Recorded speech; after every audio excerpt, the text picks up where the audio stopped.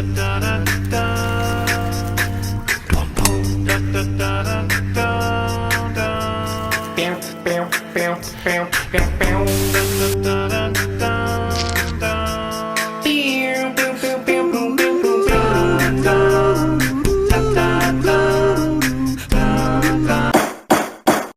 to another episode of Rap in Order. I'm First Class Regg.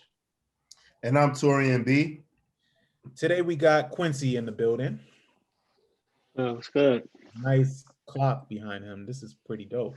Yeah, boy. So some. Yeah, that's kind of fire. We got a V-less guy. Yo, what's good? And our special guest for this episode is Evan. What's going on, y'all? Today, we're going to get into this Paid in Full album. Released in 1987. It's Regg B and Rakim, of course. This album consisted of about 10 songs. 12. Is it 12? It's 12. It's 12, Okay. but like it's Paid in Full is on Paid in Full is on it. Is it Paid in Full? Regg B's President is on there twice. And then 3 of the tracks are just instrumental. So like roughly Right. Yeah. But you're right. 12 songs. And it's a huge influence. I mean, what is there to say about this album that hasn't been said? I mean, it's influenced so many different rappers. There's so many different samples that are from this album in particular. Rakim himself as like the God MC, he's inspired so many. What can we say about this album though in itself? I'll start with Taurian.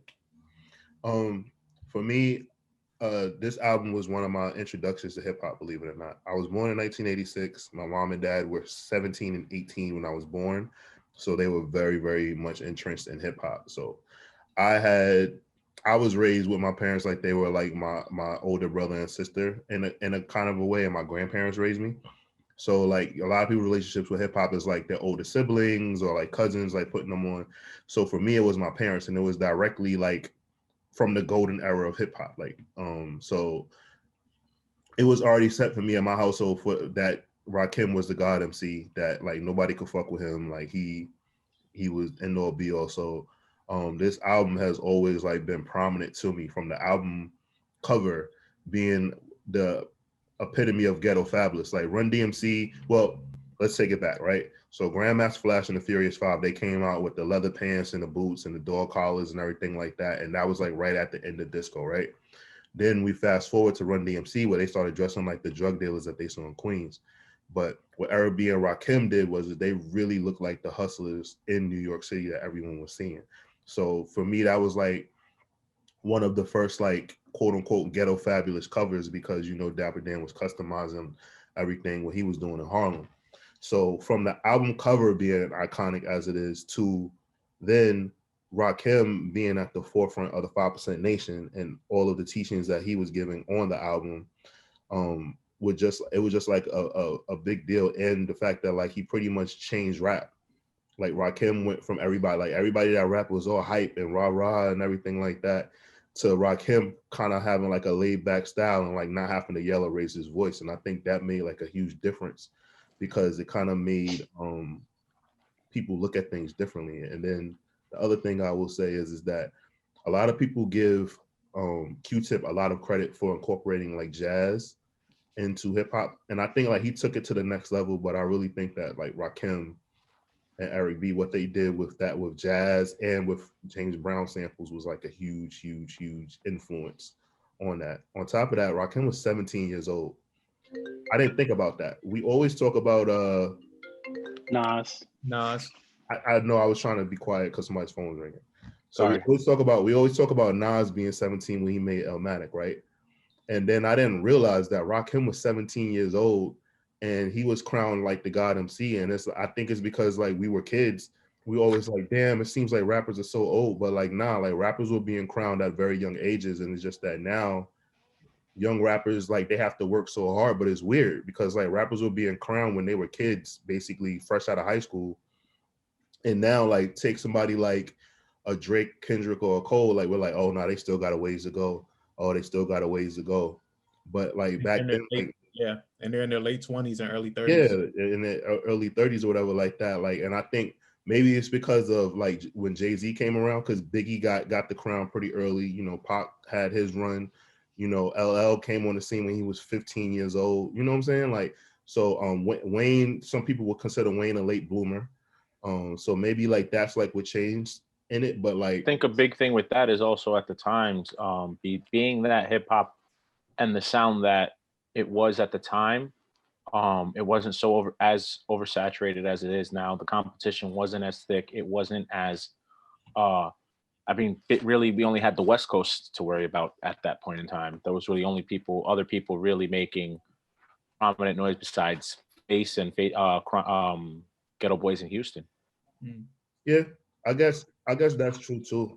It's just like very like interesting to me. Like when you see that cover of Rakim, you don't think Rakim's 17 years old. So it's just that, like back then, like everybody just looked. I didn't know that till just now. Yeah. It set such a standard. I think that we being that we're at the age we are, seeing, you know, for me, I didn't get put on to Rakim till I was in my mid-teens, when my older brother, who's 10 years older than me, was like, you know, he heard me freestyling over and he was like, yo, if you really want to know about lyrics and everything, these are also who you have to listen to. You can't just know who's nice now. Like, and so that sent me on this whole thing, going back and doing my research and understanding how Rakim really changed rhyming, period. And putting together multisyllabic complex rhymes and fitting more and more syllables into rhymes and verses that we hadn't heard, and using up the full space of a bar, as opposed to the calmness and the relaxed approach a lot of people had with their flows. You know, he was very compact and trying to get everything he could in. I think the only other person maybe around that time that was even in that ballpark of trying to compact syllables like that was Big Daddy Kane at times. Well, that's true. And then what Ra also does is he gives credit to Grandmaster Caz, Melly Mel, and Super B, the way that they would stretch words. Because back then, what was it? Rappers would Rappers Delight? No. I got it. Oh. Rappers would basically rhyme their last word. And Rakim, what he was doing was he would start the sentence off and then rhyme try to bend every word to his will to rhyme with the second or the third word that he said. So it was kind of like a changing of the guard of like how rappers like use words and things like that. Like he just took it to the next level. Like he was that next step in evolution of hip hop. But I'm getting pretty long-winded, so I'll let the next person go. My bad, y'all. Yeah, go for it, too. Yeah, no, playing off of what Taurian was saying, like as far as the jazz and him changing up the flows. I was watching an interview with him talking about that he played the saxophone growing up. I know a lot of his family members, I think his mom, his aunt, not his mom, his aunt, and maybe like some other relatives were also jazz players. His mom and aunt were singers, and his mom was a John Coltrane fan.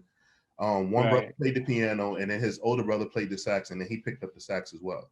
Right. So he picked up the sax, and he said when he started rapping, he wanted to do something different.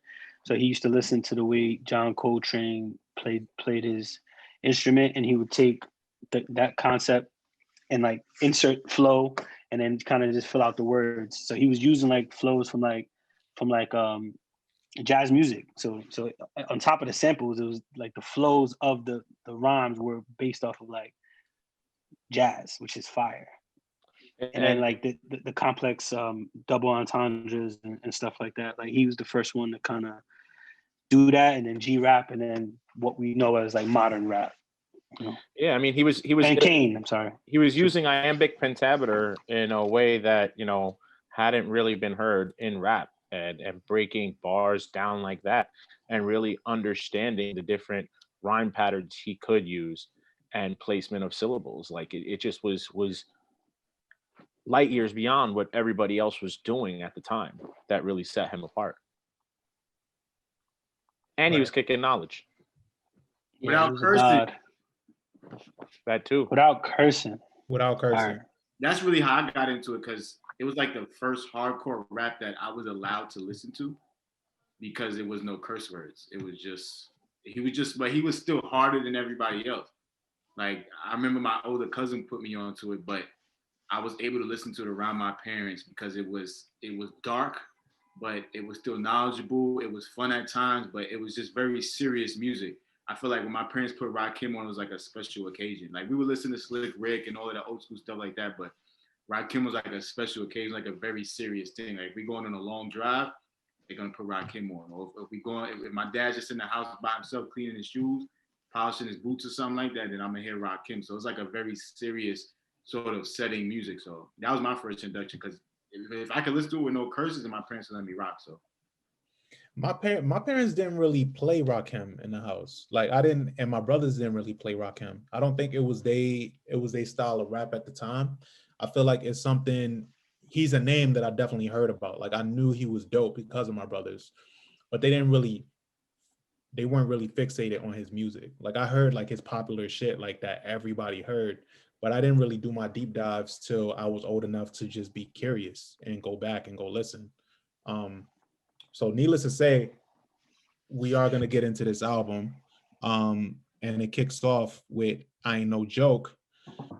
It's produced by Eric B and Rakim, of course. This song is one of the most known songs in their catalog. And period. Like I feel like everybody, even if you're not in touch with their music, they know this song. If you're into hip hop, you know this song. Yeah, this sample's been used so many times. Hold on, I forget what the sample is, but it's been used in so many different fucking songs throughout the years, and even this just version of it itself has been used for it. Hold on, it samples. It samples. I got it right now if you want. Yeah. It's Theme from the Planets by Dexter Wenzel. Yeah, and like literally, you can actually like this song. There's a dude named Martin Connor who actually made a rap sheet like to follow to add and contribute to what Q was saying about how he mirrored his verses after Coltrane. Like they actually wrote it out in music form for notes and everything for where he was hitting and what parts he was hitting and how he was meeting time on this song. Right. Like it's actual sheet music written out. So I think it's one of the hardest intro raps ever though. I Ain't No Joke. I used to let the mic smoke. Now I slam it when it's done and make sure it's broke. That's hard. So number one, Rakim is the best at opening lines on rap songs. Like show me rappers that start songs off as better than Rakim. That's number one. Right. Number Prodigy. two, huh? Prodigy's up there. Yeah, but I'm saying like Rakim is the king of it.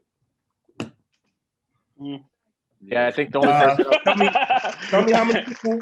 Tell me right now how many people can recite more how Prodigy starts off his songs versus how many Rakim songs get started off. I think Cam starts off better than Prodigy, personally. Okay, that's but he don't start like Rakim though. I can't. That's all I'm saying. I'm just saying that Rakim, like as you listen, like this album alone, right? The line, like basically, like Rakim like when our kids grow up, they're going to look at Rakim like how we look at James Brown get sampled so much.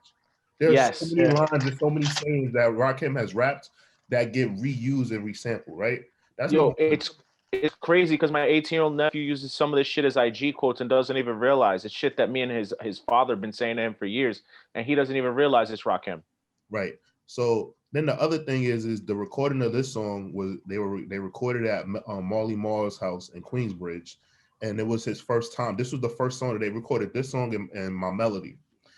And went to Marley Marl's house, and it was like, all right, cool, like they got him set up and everything, and like he got in a chair and sat down, and Marley Marl was like, yo, can you stand up? And he was like, it ain't gonna sound no different. He was like, I would feel better if you stood up. And Rakim was like, I'm telling you, it's gonna sound the same. So they said that like he said he knocked it out in one take sitting down, but Marley Marl couldn't understand it. He was like, yo, like I don't get it. So then MC Shan comes, gets on there, engineers for him, and then MC Shan is like, yo, like can you stand up?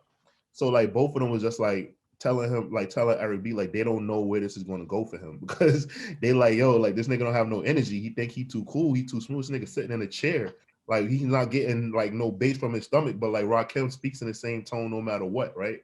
So like that was like the legend of his story. Like before it was the Jay-Z and Biggie don't write anything, it was the this nigga sits down when he raps.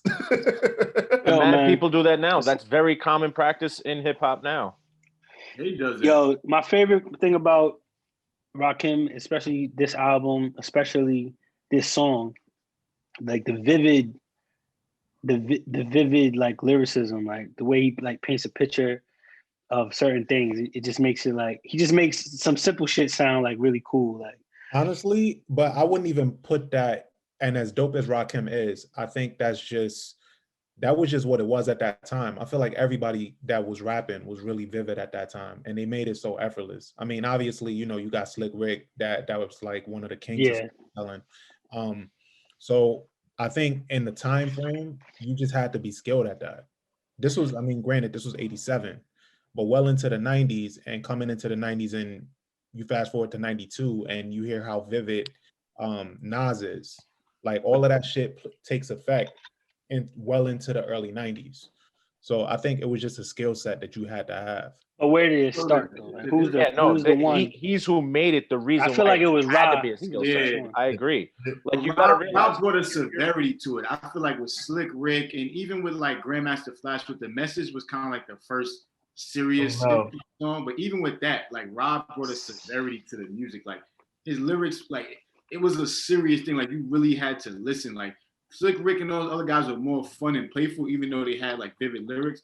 But Rob's shit was so serious. Like it was like for grown-ups almost. Even though he was a young dude, it's like this is grown-up hip-hop music. Like we could party and have a good time, but it's a serious situation when we listen to Rob. Rakim's the first artist I can catch that something he says later in like the 14th, 15th bar relates to like the third, fourth bar of that same verse. He even says it in the song. I think it's the second bar is hype it in a heart attack, nobody's smiling. Like that right there is like, I'm gonna keep the party hype, but ain't nobody smiling. Like when I come to do my work, and like it's a serious situation. So I think when Rob and then he followed it. I think he said, "Cause you're expressing the rhyme that I'm styling." Right. Like crazy. Even if you see Rob his performances on Soul Train from this album, when dude is interviewing him, he don't laugh, he don't giggle, he don't got no smile on his face. He's dead serious. And it's like that's low key annoying about Rakim though. Like as he's gotten older, he's become more like less guarded. But like he's so guarded, it's like it's kind of frustrating. Like yo, bro, like chill. Like nah. He's like yo, 100%. I'm always serious. Like one of my favorite things I've taken from this song, and still to this day, I do when I write private notes or whatever, I write it in graffiti. Like I write it so only I can understand. Like, and he states it clearly. Hold up, let me see. I think it's the first verse where he's like, even if it's jazz or the quiet storm, I hook the beat up, convert it to a hip hop form. Write a rhyme in graffiti in every show you see me. And literally, he breaks it down later in fucking his second album. There's a song he has that he literally reveals, and he explains that that's what it's not even the second album. Yeah, 1990. Let the Rhythm Hit Him. He's talking about, and he's explaining like he had to write that way so people wouldn't bite his lyrics, or because he was scared of it and everything. And still to this day, when I have an idea that I want to keep to myself, I write it in graffiti so that only I can understand it. Right. And then so one last thing, because like we probably can go on for days. Like think about like how he always used like the number, like use numbers, right? So the number 7 is like the supreme number. So he just always constantly talked about that in the song. And then on this song, he's like letting you know, like, yo, you can bring like seven MCs, then bring 7 more, then bring another 7, and now that's 21 MCs that just got killed. Like it was just like how he would explain how like, yo, nobody could fuck with him. So like he is like, so LL Cool J was the prototype for the superstar rapper, like the crossover rapper, and Rakim is a prototype for like what we think about rappers now, like the esteem that we hold rappers to. You write your own shit, nobody bite off what you're doing, your whole hood is behind you. Because mind you, back then, like Rakim damn near might as well walked on water. Like there was nothing that man could do wrong. Like, and that's the funny thing. So like even now, like I heard LL Cool J give an interview, and the way he talks about Rakim, I'm like, damn, they was really friends, because he'd be like, yeah, Rakim got Napoleon complex, this and that. I'm thinking Rakim's like 6'5", and you find out like he's under 6 feet tall. But it's just one of those things where it's like Rakim has commanded such a respect from people because of what he stood for. He was kind of like a modern day like Malcolm X or Louis Farrakhan, and like what he did because of what he was rapping about and the knowledge that he was given from the 5% Nation. Like a lot of people just couldn't not respected. And in the 80s, that was something like you didn't play with. Like everybody was all like a part of the 5% Nation damn near.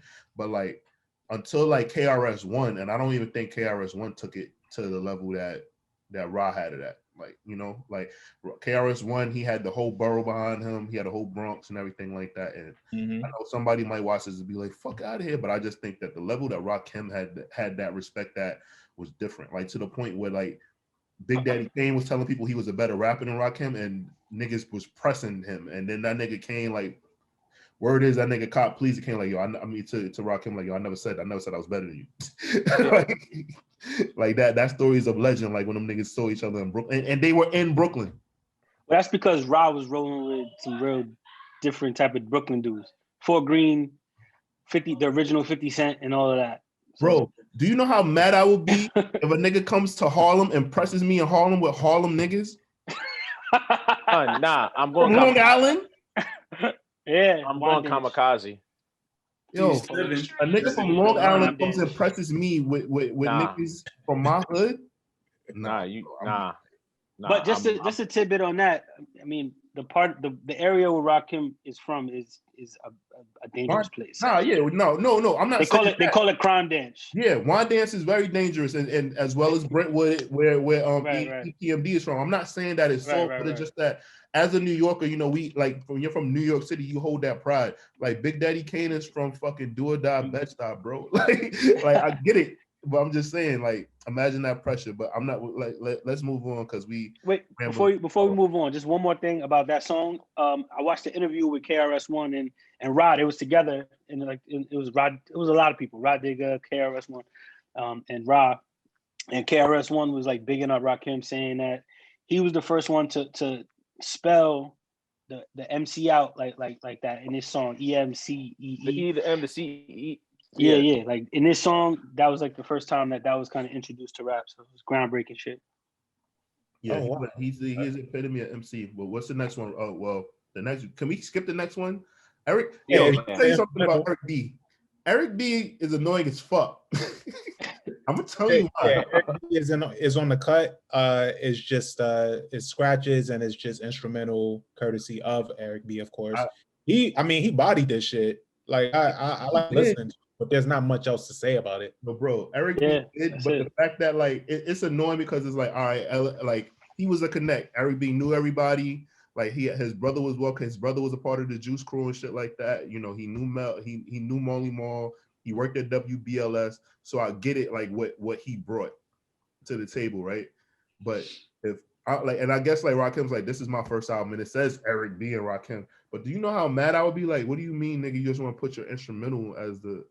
But like, they used to big up the DJs back then, so that was kind of. I get it, but still, nigga, like I'm mad. Like, do you even know why they fell? Like, you know why they fell out? They were supposed to fucking they were supposed to do an album. They had a 3-album deal. So it was Eric B's gonna do his own album, like on his own, and get artists and shit like that on some Khaled shit. And then Rakim was supposed to do his, and they want to come back together and do that album. So because Eric B was kind of handling all the business, this is Rakim's side of the story. When it was time to do Rock's old album, Eric B was like, nah, you're just gonna use my beats. And Rakim was like, nigga, what? Like, I want to work with this nigga and that nigga. And then Rakim was just like, all right, I won't make music. And that's why he didn't make nothing again until 97. Yeah, with Preem, and the shit with Preem. Yeah, but think about that. And obviously, you know, Eric B has his version of the story. Like, he was just like, Rakim was trying to do business dealings behind his back and things like that. And contractually, Rock couldn't do that. But, you know, I'm just saying, I wasn't pissed off. Weren't they supposed to have like an anniversary show? Did that ever happen? Yeah, at Apollo. They did it. That did happen, huh? It happened at Apollo, yep. Okay. Yeah, they did it. And it was star-studded event. Star-studded. But they're fine now. But I'm just saying, like, if I'm Rakim, I'm pissed the fuck. Like, I'm Rakim. Facts. All right, we'll go to the next song, which is My Melody. This beat is fucking hard. This is actually, from what I know, this is the first song that they recorded together. And Marley Marl helped bring it together, and he did exactly what they needed to be done on this song. Classic record. It's crazy. It's crazy that like years later, I think what was it Tierra Marie that sampled this, or that they sampled this song for? Tierra Marie Yeah. and Jay-Z. How to make it Yeah. grow. And Jay sampled it on Blue Magic as well. What's crazy is The we whole haven't verse. heard the original, the real version of this song in years, unless you have like if you have the CD that came out like before like in the 90s, because it's missing like 4 or 5 samples extra on top of it that are throughout the song. Like if you hear the old CD of it, like the old one, you can hear a distinct difference in the extraness in the beat. Yeah, Marley Marl was out here not paying people he was sampling beats from. They were just digging in the crates and shit. Because Rakim's mother had an extensive vinyl collection. Like her vinyl collection was nuts, and like he was just like, yo, I want a snare from here, I want a guitar from here, I want a bass from it. Like so. Yo, this song has like 7 verses. Yeah, and no chorus. Yo, I know people from the actual real boroughs, and that are actually from New York City and not Long Island. They had a feel away with that that he was claiming Long Island claiming New York, breaking New York from Long Island. Rough enough to break New York from Long Island. Yeah, that was cute, but no.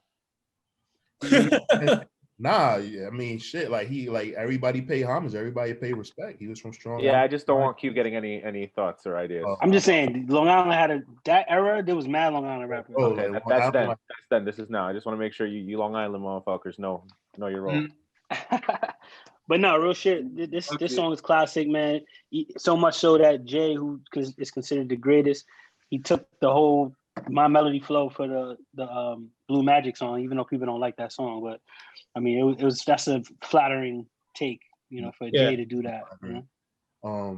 I think it's dope because according to a lot of people before this time, like the word flow wasn't used when rappers rap. And then so after My Melody came out, like flow was like brought to the table because like what Rakim was doing, like everybody, rap like ha ha ha ha, like all that shit, like Run DMC and LL. So this nigga is coming through smooth as a motherfucker and basically making his voice sound like an instrument, but mad smooth. Like it just commanded in respect. What never made sense to me is that just all 5 verses are just random lengths. Like it's not a 16, 16, 16, 16. Mm-hmm. It's like he's going like randomly 24 on one, 8 in another. Like, well, this was Q said, Danny, I forgot which one. This was the first one they recorded at when they went to Marley's house. So it was just like, yo, just lay it down. And he was just like, yo, like, and then afterwards they went back and they were like, yo, you got to be more structured. You have to like cut it down. You have to do 16, like, so we can like actually sell these records. Cause that was a format of radio and shit like that. Mm-hmm. And this song still made radio. Like it was in that much like demand. And then, Eric B had his connect at WBLS, so that made a difference. Oh, for sure. Yeah, because this predates Hot 97 and all of that. So yeah, you're right. BLS. Yeah, man. Eric B was digging out Wendy Williams. Yeah, that was wild. He's not alone. You too? No. I was talking about Method Man. What you talking something? All right, so she's not my type. Next song is I Know You Got Soul, which is hard. This song is so hard. This goes back to what you guys were saying about like how Rakim is notable for how he opens a record. Because shit, I mean, you can date this back to what? Who used this same opening? Oh, Timbaland. Most Def used it for Aaliyah. Most Def used it too. Yeah. Most Def used it. Mm-hmm. Yeah, it's been used a ton of times. This is actually, Rakim has always talked about his appreciation and love for James Brown, and that's on display on this song. One of the first rappers to use James Brown on a song in hip hop, and we know the list is crazy long since then. This is my favorite Soul Train performance to watch, because there's a part in the song where he talks about basically being on Soul Train. Mm-hmm. And when he said it, the crowd is waiting for that lyric to come up, and the energy from the anticipation to it, and then when they say they just lose their mind, like it's the hardest shit ever. And he dances a little bit like you usually see Rod dance. He dances a little bit. He does like a little like just a little something at the Yeah, end. I know what you do. And it's just like, it's such a moment because you could tell like he felt it like, nah, I just got to get this on my chest. And then he just kind of showed his shoulders like, I'm too cool for all that. But it's the hardest Soul Train performance. Like constant elevation, before gives expansion. I write my rhymes when I sit in my mansion. That's hard. Like, come on. Bro, like the Too thing hard. for me with Rakim is like I understand like now it will be dated and maybe people will look at him like a cannabis, maybe. I don't know. But I definitely would be listening. Like if Paid in Full came out today, minus the Eric B tracks, I would be listening to it today and just as excited. Nah, it really would. It would be like, it's so dope. But there's so much we don't get if we don't get this album. Like Yeah, of it's course. like every time I listen to it, I'm like, there's shit even now that people have no clue that they get from this album, from this man. Yeah. You know, like it's. I don't often listen to it. This is probably the first time I listened to it in like 2-3 years at least. But this shit's just, and it works so much more now. I feel like because I just miss braggadocious rapping a rap without it being about money rap. If that makes sense. Weird about Rock, I feel like he almost admits his slavery to rap. Like he got microphone fiend. He talks about how he's a fiend to the lyrics. And even in this song, he talks about how like when he's finished writing a rhyme, he escapes. So you could tell like through this whole album, like it almost feels like he has to get these rhymes out. It's not even about him. It's like, yo, if I don't get these rhymes out, I can't function and breathe as a human being. And he continuously gives you that over and over and over again. It's just like when he says, I'm reading, I'm writing, I'm trapped in between the line, I escape. When I finish the rhyme, it's like, yo, when he's writing and he's in his zone, like you said, some of the verses on the last track, they ain't really the same lengths and stuff like that. I feel like he's not even thinking like that. He's just thinking, I got to get what's in my head out on this paper. And I feel like you said, going back to like, we wouldn't have got so much shit if he hadn't been so engulfed in this rhyme scheme. It's like we wouldn't have got Prodigy, we wouldn't have got Jay, we wouldn't have got Nas, we wouldn't have got all of that shit, basically the golden age of hip hop, if Rob wasn't so like addicted to this rap style. Like, this shit's crazy. Like, nah, bro, it's fucking great. And he even said it in his Red Bull interview.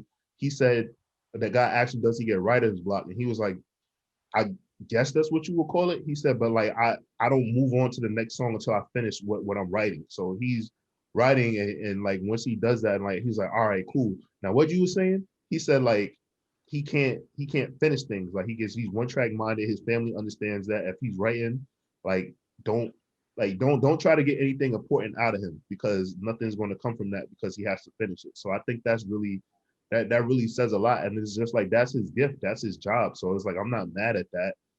And he just looks like a rap, like a, I'm not even gonna say a rap nerd, like a literature words nerd, because you got to remember back then, like he said it also, like he didn't have Google, and there were certain words like sometimes he would have to go to his mom's encyclopedia. Like I don't know how many people actually even know what those are, but encyclopedias are literally Google and books. And fuck encyclopedias. If you had it from A to Z, like most of us had in our households, that's how you went and found out facts about certain things or whatever you wanted to know. And he said that like that's how he would like, you know, get certain words out or figure out how to like rhyme certain words together that you shouldn't use. And I think that's really interesting. Danny, what's your beef with encyclopedias? Yo, exactly what he said. Before, like we could afford computers in our house. We had the fucking big ass set of encyclopedias where you got to fucking go through and figure out what's what, and it takes forever and actually read and then write it down. Yo, fuck encyclopedias. Yeah, my aunt coming up in my aunt's house, and she's a teacher, so anything that I wanted to know, even if it was a quick question about a word, she would make me go get the encyclopedia and then write it in a sentence, use that word. but Like encyclopedias are good. They show you the intention behind it. Yeah, it was great. Yeah, with the internet, you got 100 different definitions and everybody making up their own shit. Like, it's kind of weird. And there's fact checking with encyclopedia. They're not going to put some nonsense in there. You know what I'm saying? Google, you got to know where to go to get the right information. Right. Yeah, Google's a mess. It's too much information at once. But that's all on that. We'll move to the next song, which is Move the Crowd. Move the Crowd, of course, is produced by Eric B and Rakim, as this whole album is. How can I move the crowd? With this style, ain't no mistakes allowed. Son, this whole song, he basically breaks down the process of his writing process and then picturing how he's going to perform on the stage. It's just mad visual, and it makes me mad that the show The Get Down was trash, because The Get Down was based off of so many different things, and one of the integral parts was of a MC going to perform and rock a crowd and be the best MC. Yeah, damn. I like that show, bro. I'm gonna hold you. I did too. Yeah, I like it. The second season was garbage. I love the first season. Was trash, but the first season was alright. The first season was great. The second season was hot garbage. Bro, like what Rakim, it's just great, like what he did, because he like it's basically like to me, Move the Crowd is kind of like Lose Yourself in a sense. Yeah, that's a good comparison, because this is just a buildup. Like he's just, and it kind of goes to what this does actually go to what Evan said, where he's just kind of just obsessed with rap. Mm-hmm. Like he's in there literally standing by a speaker, listening to a song and being like getting this urge to like get his own words out and the way it should be out. Like it's like I had a fever. I'm standing by the speaker. Suddenly I had this fever. Yeah, it's headache, bro. It's constructive. The only cure for this fever is more cowbell. I have to get this out. Like I gotta get this out. Yeah, man. Yeah, like I just really like how it's kind of like he's like in a blaxploitation film.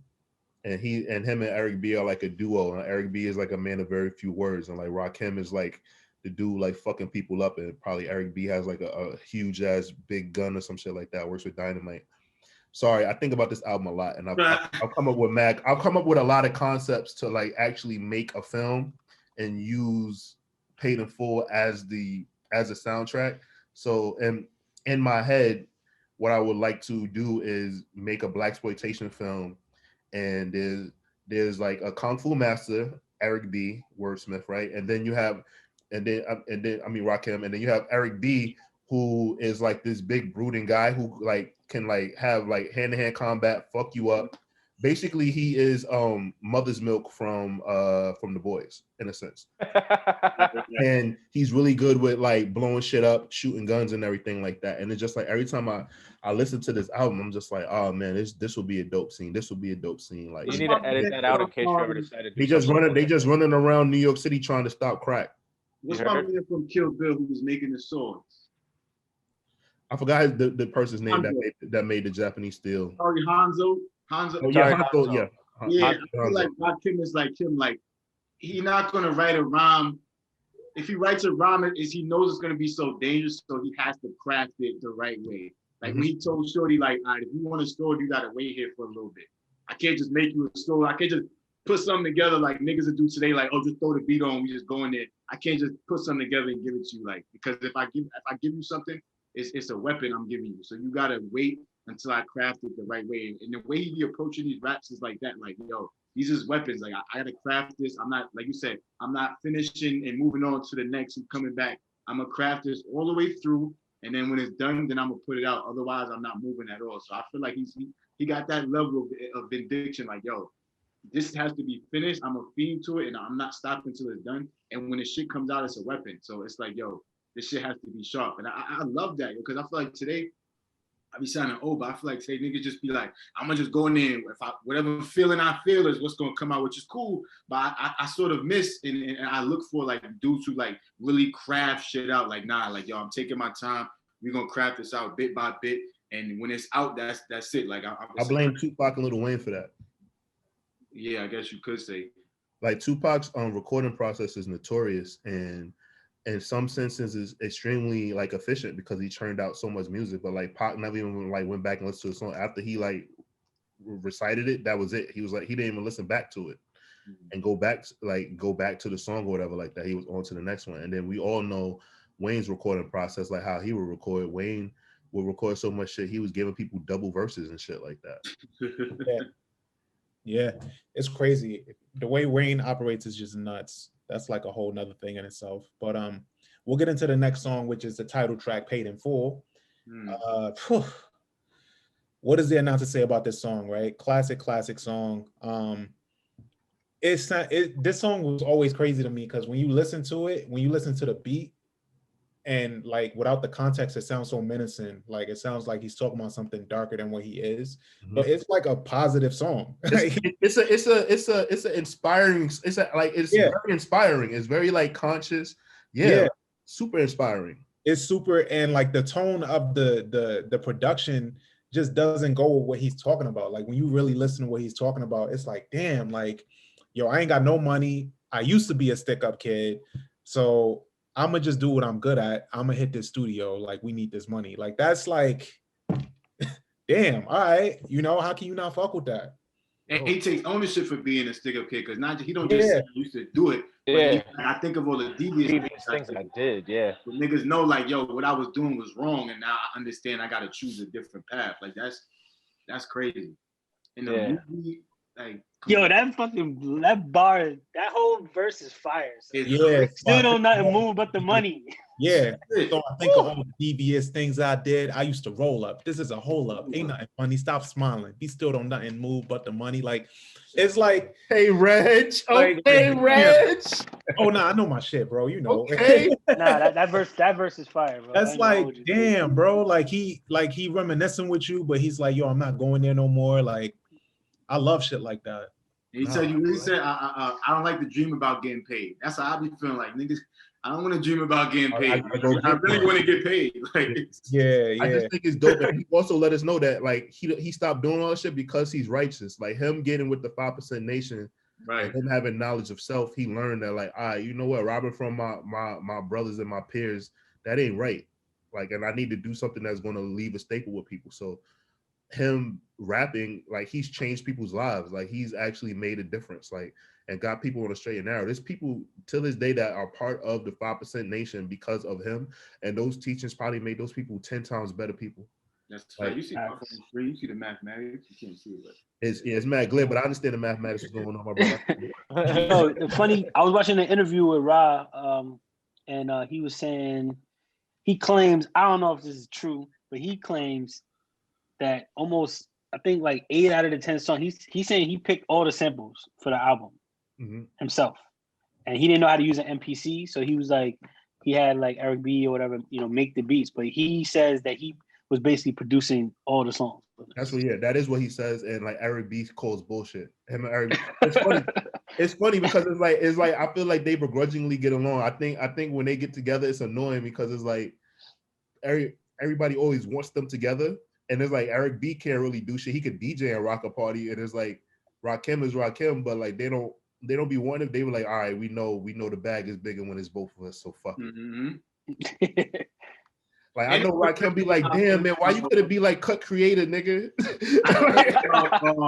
Managers and all of that before this song. Like when he started talking about his manager and his agent, I'm like, oh, it's really other people like behind the scenes putting this shit together. Like I always just thought, niggas rap, the record label make the record, and that's it. Nah, it's the manager, it's the agent. They got a whole team of people, like just them shouting everybody on the song. I'm like, oh, okay, I understand that now. All right, we'll get into the next one. Next song is actually As the Rhyme Goes On. This song samples one of my favorite Barry White songs. I'm Gonna Love You Just a Little More, Baby. This is so.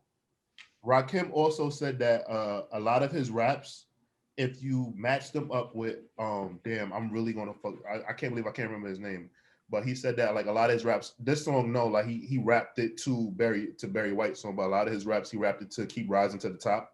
So yeah. Oh, Kenny Burke. Yeah. So you put a lot of his songs to, like, if you take his words a cappella and put on a Kenny Burke track, it goes perfectly seamlessly.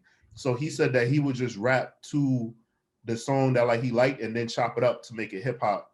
And I just think that was like brilliant too, because I don't think that like maybe some rappers do that. I think Jay-Z probably does that the most, and like I think Just Blaze and Kanye and Bank kind of like really took that to the whole like another level with the soul samples. But thinking about the fact that like he's just basically doing what he would do in the park, freestyling to a fucking soul sample or a soul beat, and then taking it and chopping it up and making it more into hip hop is fucking brilliant. And then him doing it on this song, like who would think to rap to a fucking slow ass Barry White song? Yeah. and he killed this He shit. bodied it. And then on this one, you know, he got the famous bar that transitioned generations. The R, the A to the K I am. If I wasn't, then why would I say I am? Right. Eminem, you know, Nah, AIM. So Nah, him spelling out his name, like, you know, rappers were spelling out their names, but it's like Rakim like made that shit like an art, and he did it so many times. Like, you know, even in his other song when he was saying like you flip it around and it still comes back hard. no, Like, yeah. you know what I'm saying? yo, that's Like, one of my favorite Rakim bars, bro. That was Shit's hard. fire. like he was so smooth, and it's like you feel like you trying to get a puzzle and you like, wait, write it down. Oh shit, it still pronounces R. Like, you know what I'm saying? Like, it like oh, it's like he's a fucking magician. Right. Yeah, when I was like that, like doing shit like that. Like, wait a second, when you wait, he's right. I'm like, oh man, I'm fucking. I drew a crowd like you said. I drew a crowd like an architect. The 5 boroughs react, and all the islands could attract. This nigga, he different, bro. He different. Yeah, man, it's dope. I wish we could have got that album with Dr. Dre, man. Okay. So, it was called like "Oh My God" or something. Oh my God, yeah. Fucking Dr. Dre wanting this nigga to rap about gangs and shooting and killing people. nah, I heard very different stories from people apparently there that it wasn't even that. Is that he wasn't a fan of how Dre was in the studio and he never wanted to go, and it always came off to Dre like he was lazy. And when Dre finally gave up on him, he says that the person that told me says 90% of the beats that 50 has used from Dr. Dre were originally meant for Rakim. Yeah, I know. I heard that too. Oh That my Heat, God. that Heat was supposed to be the Rakim's lead single, and that the song is amazing. Yeah, I heard that too. But I can't even imagine that Heat was supposed to be the first single, and it was an amazing first single. But when Dre decided to give up on Rakim, he literally took every single beat he ever gave Rakim and gave him away, and he gave him all the 50, and was just pumping 50 full of beat, and that's why 50 got a lot of the beats that he got. Was that just Rod did say that though. He said that their recording process was different. He likes to do it the way Taurian was saying earlier, and Dr. Dre wants you to fucking do everything like right now 30 times over until you get it right. Rod wasn't with it. It's a million. I'm not doing that. And you got to really think about that, because it's like it's kind of like fucking, you got Leonardo from the Ninja Turtles, and then you got Tommy from the Power Rangers, literally trying to tell each one of them how to do kung fu or like a fight style. Like both of them, like they're both masters in their own lanes. And Rakim is like, nigga, I'm Rakim, and Dr. Dre is like, I'm Dre, nigga. Like, what are you talking about? Everybody has that complaint about working with Dre too. Like a lot of times it's just like, yo, he's such a perfectionist, or his style doesn't mesh with mine. Like, he's had a bunch of people that signed with him that just never put nothing out. Like Eve was with him twice. Yeah. Busta? He went to him twice and then put nothing out. Oh no, Busta did put something out. Yeah, Busta did. But I also think that Rakim wasn't with that. Like, I do know that Dr. Dre does like that real aggressive content, like what 50 did and certain people. And I think for him with Rakim, I think he was kind of in like a certain like lane, and it just didn't work. I think if he would have just stepped back a little bit and like let him breathe, like how he did with Kendrick, where he just like, yo, go in, do your thing, and I'll come in and polish up the production later. I think that would have helped. I think he overproduced Rakim, and I think that's a problem. I definitely blame Dr. Dre more for it not coming out than I do Rakim, personally. Because Rakim was probably like, yo, I'm not going to the studio. Fuck that shit. This nigga gonna fucking tell me to rap about, I'm not from Compton. Like, I think he wanted him to like rap about something he don't know. Like, he's like, nigga, you listen to my music, nigga, I get positive messages. But we did get two gems. You know what I'm saying? We got the Addictive, which is fire, and the Watcher 2. And on Addictive, he kind of was going down to Dr. Dre, what Dre was asking him to do on that one. I mean, he was kind of rapping from that perspective. That's a fucking he killed Addictive. He didn't have to go that hard on that. And then the Watcher 2. Yeah. Oh man, like he cleaned everybody on that. You think Rakim got Hov, or you think Hov? Yeah, and he didn't curse in that verse either. He don't need to. Yeah, he didn't curse. With my eyes open. Watch. Yeah, that was amazing. But Hov, I mean, and this is a whole different tangent, but Hov went off on that too. That's some of my favorite Hov rapping. Like, I've never heard him use that flow. Yeah, that's true. All right, but we'll get into the. I mean, do we have to talk about Chinese arithmetic? It's another instrumental. Nah, son, Chinese arithmetic is fucking horrible. I'll be here to say it. Like, I don't care what anybody says. This is the worst part of the album for me right here. I'm like this. I think what they was trying to do, but it was too literal. Like the name and then the beat Chinese, like it was too literal. Like, all right, nigga, I get it. The metaphor is hard. Like, get it. Like too literal. You know what I'm saying? Eric B, man, extra. This shit would low-key be offensive if they came out with this shit today. Yeah. Hell yeah. That's like niggas be like, yo, what's stereotypical. Yo, what is Jim would have to fit, my nigga. You can't put this. Well, all right, so we'll skip right over that and go into the next one, which is Eric B is president. Ain't no barbecue, man. Ain't no family barbecue without Eric B for president. All right. Yeah, so this was actually redone, right? This was actually redone for this album, if I'm not mistaken. Yeah, it was originally it was their first single. Yeah. So this is the first single on the album.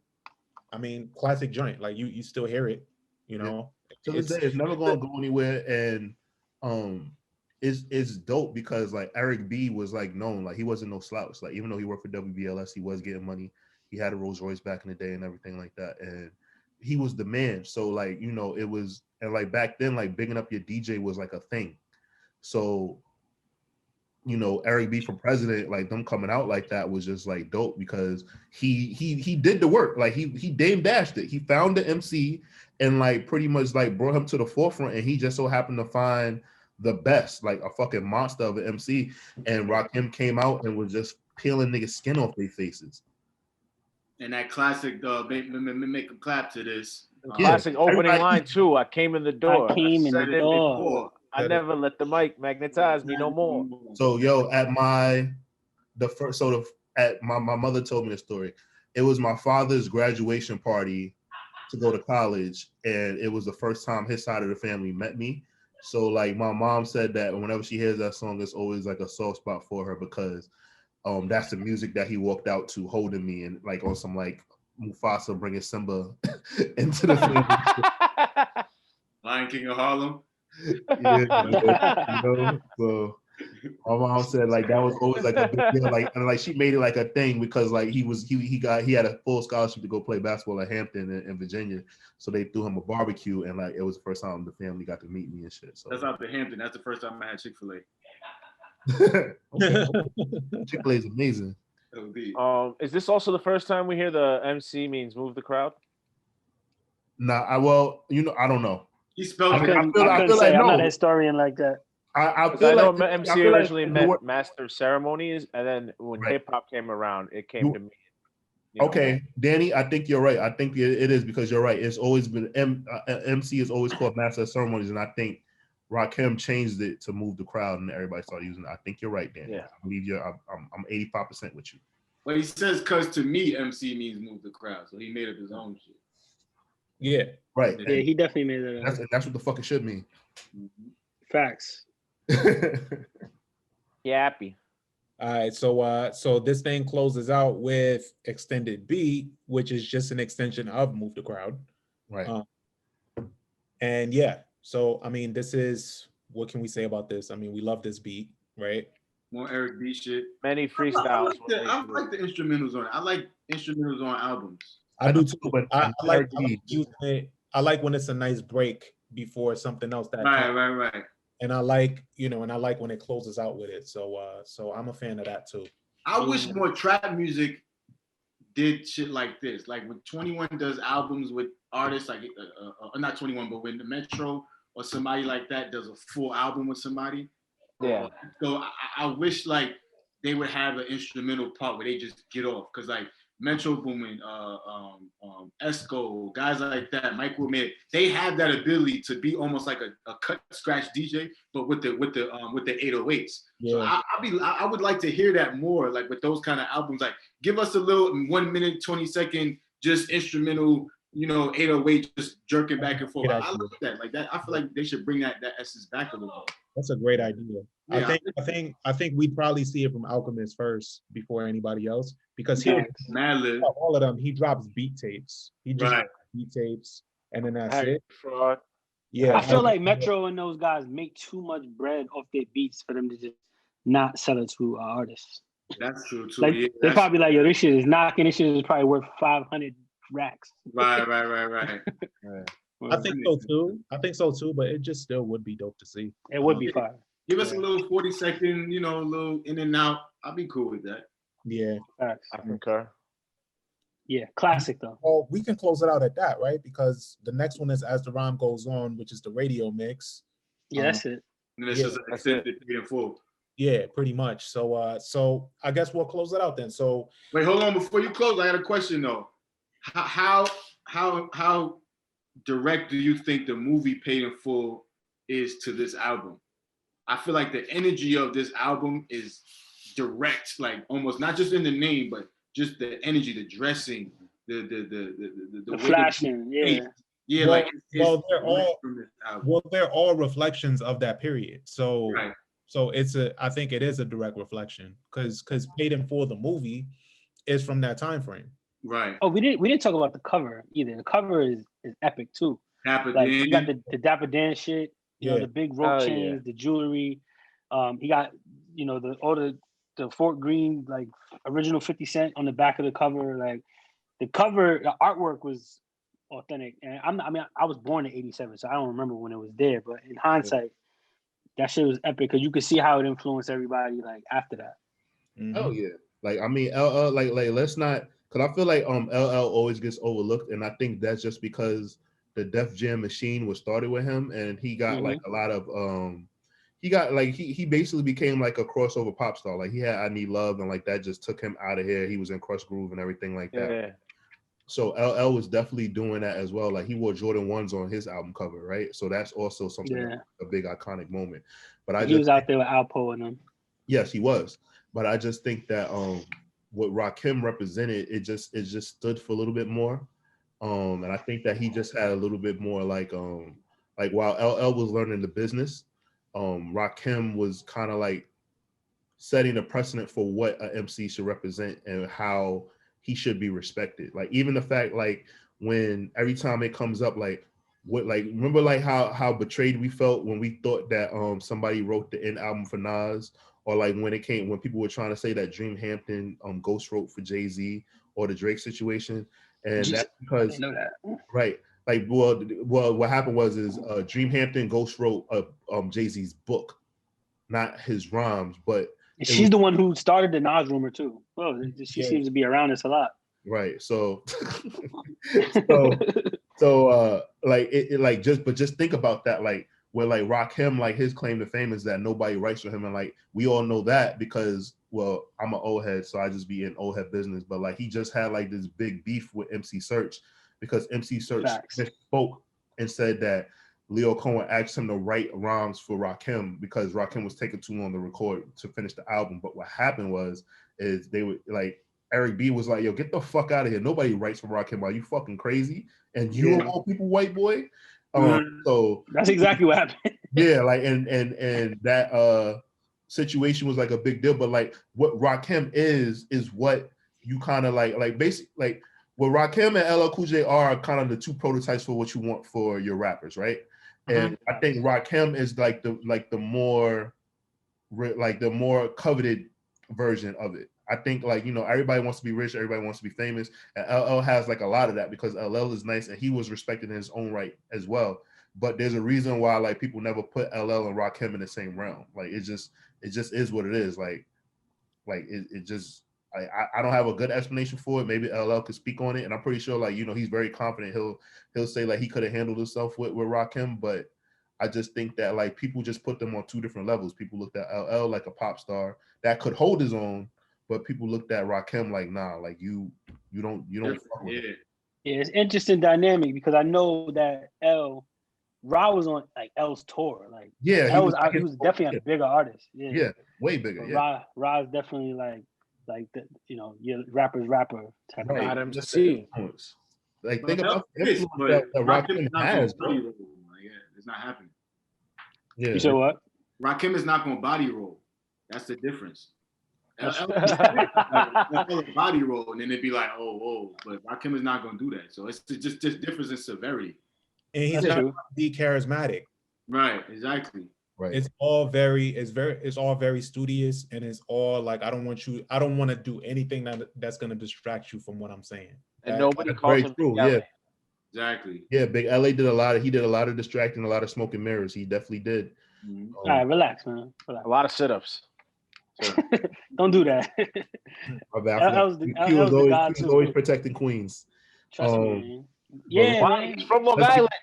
Let's get into these. Yeah, ratings, yeah, he is. All right, so we'll get into these ratings, of course. I mean, I think I already know where we're going with it. So I mean, count of three, we'll all just say our rating. 1, 2, 3, 5. Oh, it's 5? 1 out of 5? I was 10. gonna Five go waffles, 4.5. man. 5 is the top. 10. Still 10. Yeah, All as right. many waffles as I can eat that day. Yeah, man. Alright. It's just Alright. it's Five out of 5. And some chicken and waffles on that. this Even album. if it wasn't a 5, I'm not giving it a 4 because I feel like Rakim will pull up on you still. Like, Facts. yeah, I'm good. Like, it's a 5. And hit you with the Benz piece. Yeah, like, I'm good. I don't think your mathematics is right. Right.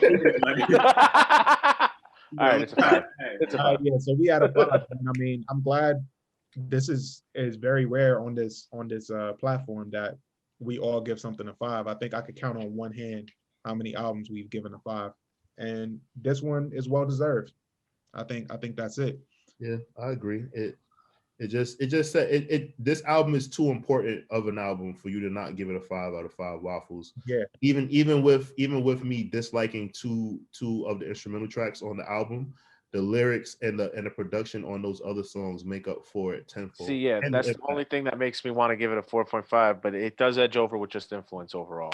Yeah, like the influence from the album, even the album cover. Like the album cover is fucking iconic. Like I got a mail Q his Christmas gift. I got him to pay the full vinyl, and I went and just got my own myself because I started to open his. What the fuck? Come on, man. Nah, I bought my own though. I bought my own. Don't worry. Yours is safe. But I'm just saying, like he opened it and then he ordered a new one. So yeah, Yo, let me get the one you bought, man. You keep that shit. Nah. Like yours. That's cool. Yeah, it's the same. It's the same version. It's no different. But, fire, man. Yeah, man. Appreciate you. No problem, my guy. But yeah, man. Like this album is just sentimental to me. Like it really is, and I'm glad that you got to listen to it and you liked it. Like I tried to get Felix to come on, but Felix was not with it. He was like, I'm not doing this album. So Felix probably would have been the oddball out with giving this album 5 out of 5. I think he would have ended up liking it too. Actually, I would have loved to hear so. perspective just off of that. But he told me to let him know when we do a Cool G rap album. He'll do that. Okay. Oh, that's interesting. I'm down for that. Well, we've come to a close. This album is a 5. It's unanimous. I'm First Class Regg. And I'm Taurian B. And we are out of here. Peace. Peace.